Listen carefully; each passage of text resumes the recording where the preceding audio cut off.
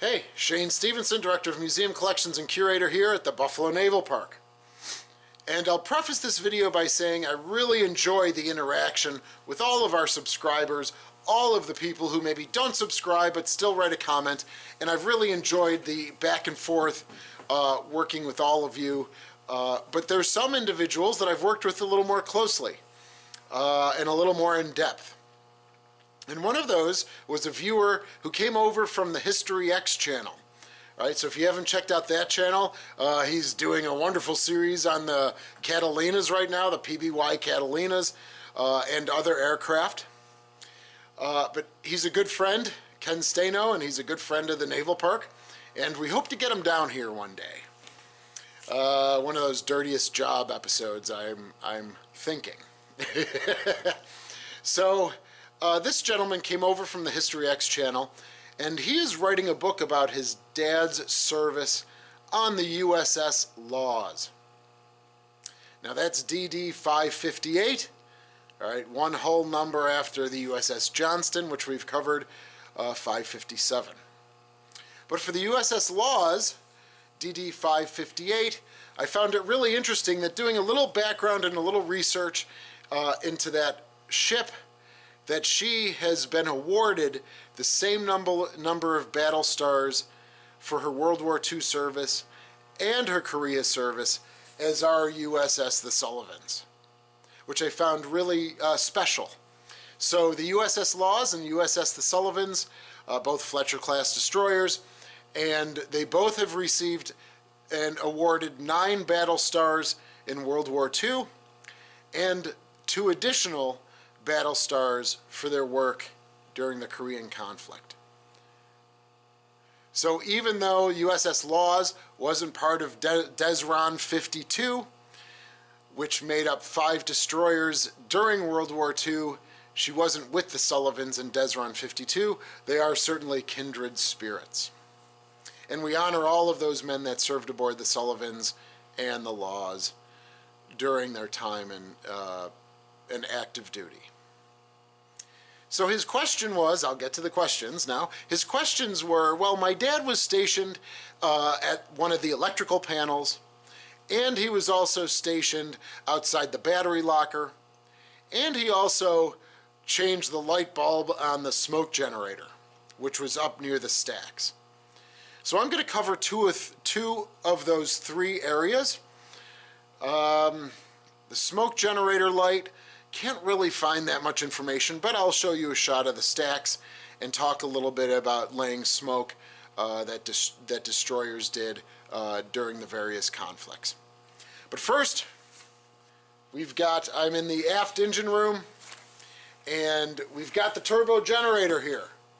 All right, so the turbo generator took steam from, in this case, the aft fire room, and turned that into torque and power, which then fueled the power distribution board or the switchboard here in the aft engine room. Now on destroyers there are actually 2 switchboards, right? But they are each in the engine room. So this is again the aft switchboard or power distribution board. There is also one in the forward engine room, and I mean, just vernacularly you could say, oh, this switchboard worked midships aft. That switchboard in the forward section, the forward engine room, worked midships forward. But I'm sure there is a lot of cross connections. I haven't studied the electrical schematics in depth at all, so just vernacularly this, we'll just say that. But all right. But I'm sure they cross-connected and all of that stuff all the time. So what this did, this switchboard, for the viewer and his dad, was here they were monitoring what the frequency and the voltage of the electrical plant. And then this plant sent all of that electrical energy to the various compartments as needed on board. So you would need a different electrical architecture if you were at general quarters than you were if you were not. So again, for this space and this question, here's the turbo generator. That would turn into electrical energy that would then fuel the aft switchboard and power distribution board. And then from here, the proper frequency of the electricity and the voltage of the electricity could then be sent to the compartments that they needed to go to. So now we're going to head up to that battery locker, and I'll see you there. Okay, everyone, so now we are in the midship hatch from the weather deck, the main deck, and this is a little passageway that houses sick bay. All right, so we have that on display. Tomato Pie, you remember him, Andrew Biondo. This is his office now, but this was part of the gunnery office. All right, and this is where they kept track of the inventory of the ordnance and armament and, again, the inventory. Behind me here is the secondary radio compartment. All right, the main radio compartment would have been in the superstructure near the pilot house, or one deck below next to the navigation. All right, but here's the secondary radio compartment, and it goes aft around the corner there. But here we are again. We're talking to Dan and about his father on the USS Laws, and here is the battery locker. All right, so we're on the main deck. I took a peek in here. We now use it kind of for storage, but you will see that there's still some original equipment in here. All right, here's the main switchboard, which brought power to the chargers that could then charge the batteries. And we also have over here, again, some more of the electrical plant. We've got transformers here. All right, and this says from 1952, so that was updated after World War II. We have switch assemblies here. And these URL radio frequency tuners.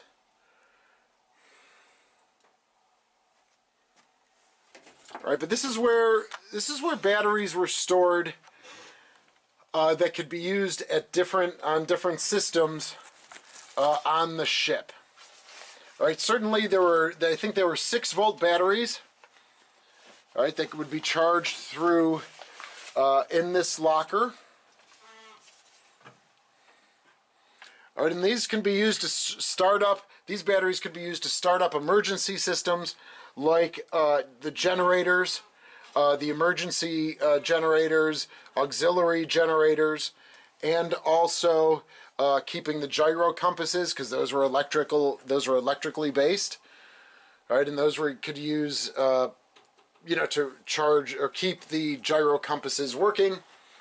And also the motor whaleboats, to start up their engines, they could use a battery from here, and then they would be returned to this locker and recharged, ready to use again.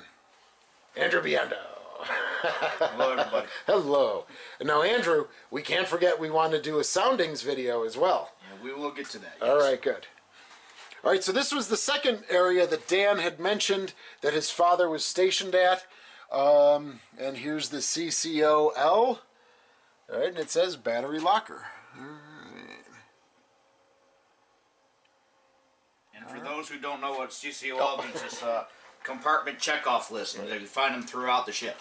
Yes, and if I'm not mistaken, I was talking to someone on YouTube, someone who commented that said he volunteered at the Battleship New Jersey, and he had redone all of those CCO lists.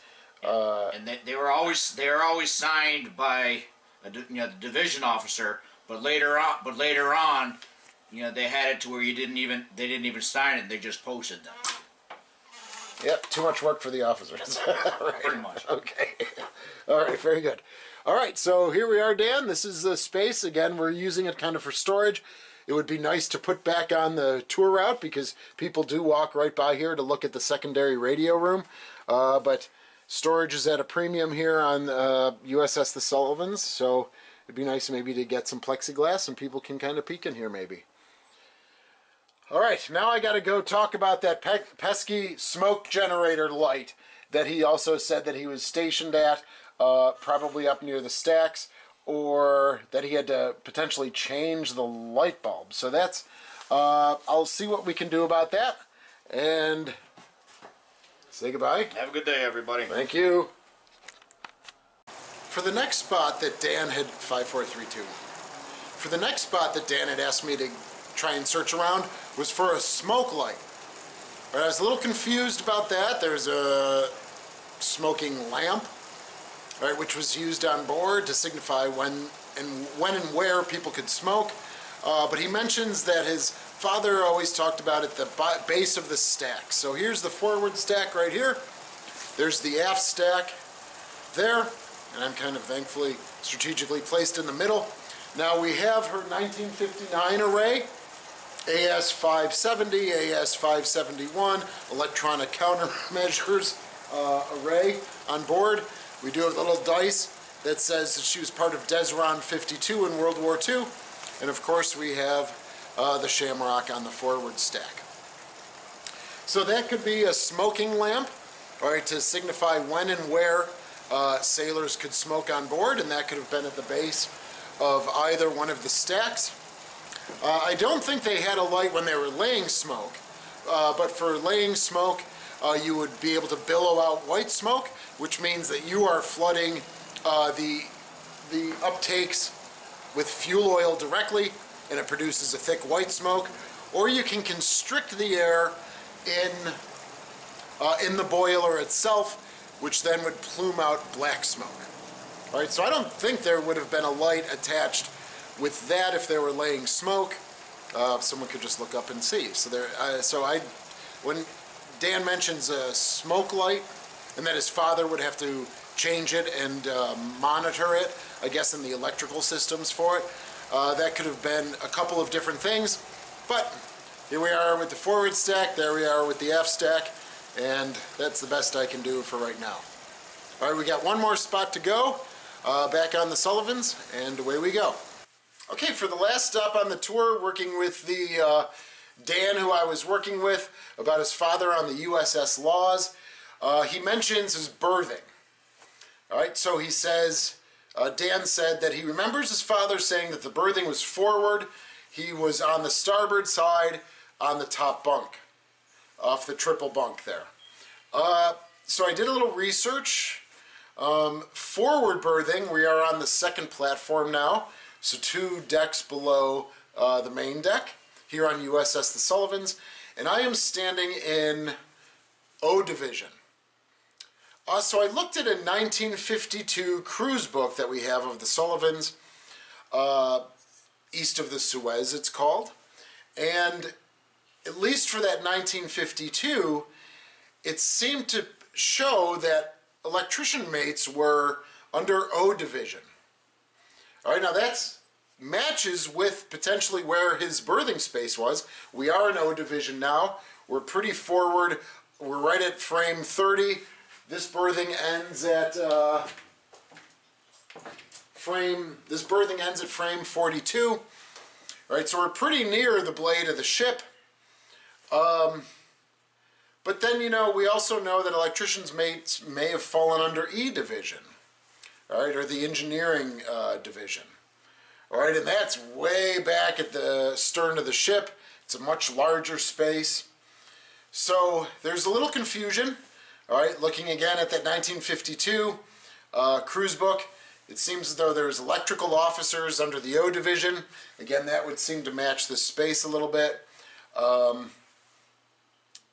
Up forward is one more berthing, but that's First Division. All right, and so that would be people taking care of the ships, right? Bosun mates, quartermasters, things like that. So he wouldn't be there more than likely. So the next best spot to think is that at some point he was falling under O Division, which would be here. Unfortunately, along the starboard hull, as I'll show you, we actually don't have the racks here anymore. Someone has built a destroyer display All right, the road to World War II, destroyers at war. This was done before I was hired, so I would not have done this board, but what can I say? So what I can do is mimic from First Division. All right, and here we go. Now this is the forwardmost berthing in the ship on the second platform. And here we are. Here's the starboard racks. So Dan's father would have slept in a space like this. All right, there was one more rack forward here in First Division. Now we put a hammock up there just for fun. But this would have been a space probably similar. And if he was an O Division, you're heading through that watertight door right there, and more racks looking like this would have been right there. So some of this video is, has potential disparate information or knowledge. There's some gray areas, some ambiguity going on, but all in all, I hope that Dan enjoyed this video, and I hope that you enjoyed this video as well, and that if you reach out to us, just like I did with Dan, I could do a video for you too if you had family or you're just interested in seeing a specific space on board. So anyway, hope you enjoyed this video. Leave questions, comments, subscribe, ring the bell, and as always, we appreciate your support. Thank you very much.